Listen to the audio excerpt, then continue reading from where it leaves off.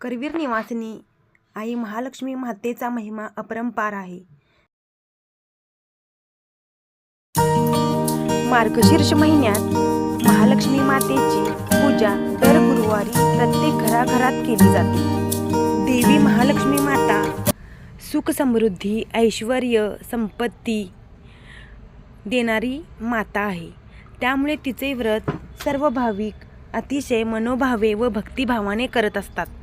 ही महालक्ष्मी माता तुम्हा सर्वांचे मनोरथ पूर्ण करो। आज मी महालक्ष्मी मातेसाठी पौष्टिक असा पदार्थ नैवेद्यासाठी केला आहे। त्या पदार्थाचे नाव आहे तीळ, शेंगदाणा, गूळ यांच्यापासून बनवलेली पौष्टिक व कॅल्शियमने युक्त असणारी पोळी।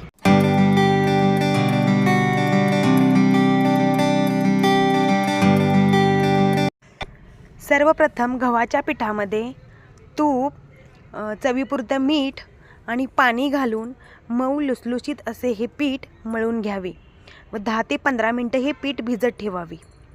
तर आज आपण आईसाहेबांसाठी नैवेद्य बनवणार असल्यामुळे मन शांत ठेवावे। त्याचबरोबर अन्नपूर्णा देवीची पूजा करावी, घरातील स्वयंपाकघरसुद्धा स्वच्छ ठेवावे आणि महालक्ष्मी मातेला नमस्कार करून आपण नैवेद्याला प्रारंभ करावा।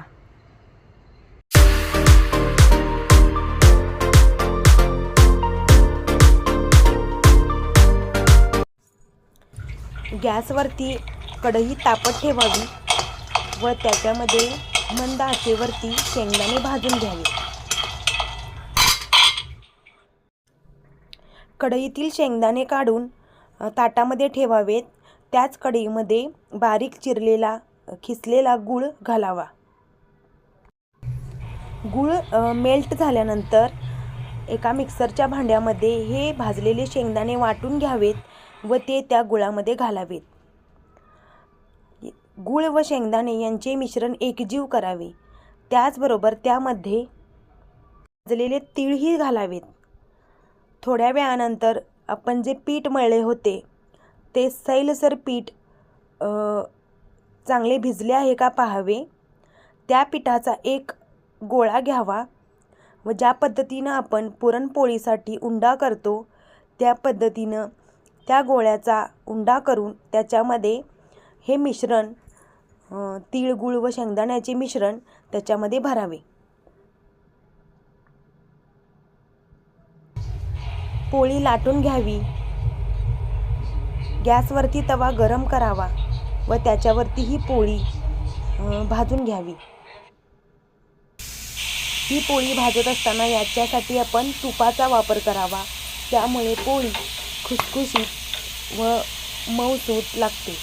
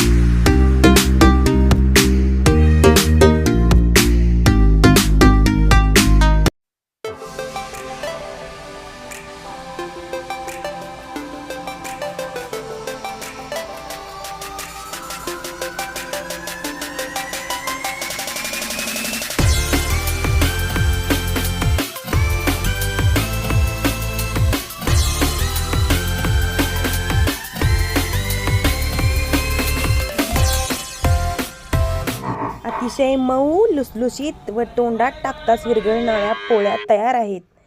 याच्यासोबतच केली आहे बटाट्याची भाजी।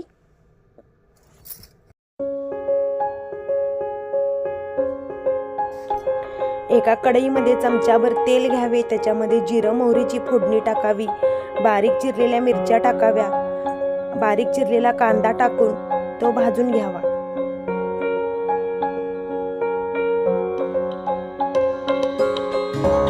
सर्व मिश्रण चांगलं भाजल्यानंतर त्याच्यामध्ये उकडलेला बटाटा, थोडीशी हळद, चवीपुरतं मीठ, किसलेलं खोबरं व ओली कोथिंबीर घालून अशी ही भाजी तयार करून घ्यावी।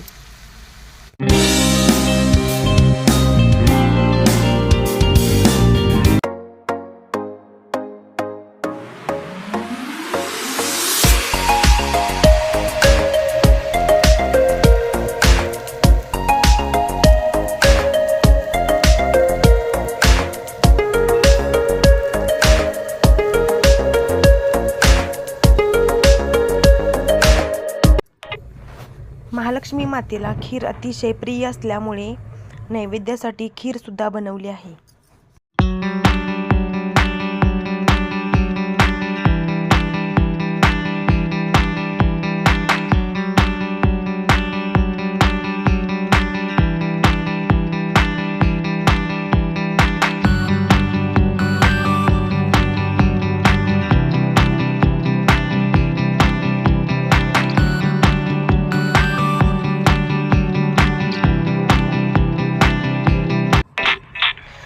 महालक्ष्मी मातेसाठी नैवेद्य तयार आहे। यामध्ये सात्विक तिळाच्या गुळाच्या शेंगदाण्याच्या पोळ्या, त्याच्यावरती तूप, वरण भात, महालक्ष्मीला अतिशय प्रिय असणारी खीर, वांग्याची भाजी, बटाट्याची भाजी आणि लाडू असा हा नैवेद्य तयार केला आहे। यानंतर पूजेची मांडणी झाल्यानंतर आम्ही आरती केली व महालक्ष्मी मातेला असा हा नैवेद्य अर्पण केला।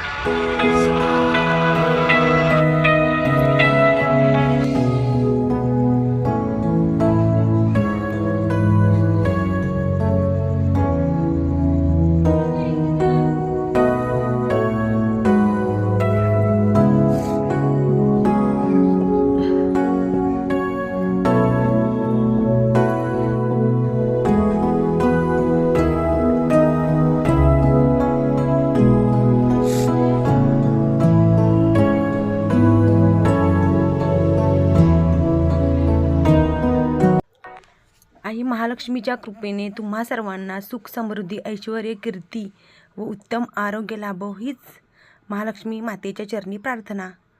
जर तुम्हाला हा माझा व्हिडिओ आवडला असेल तर नक्की माझ्या चॅनलला लाईक करा।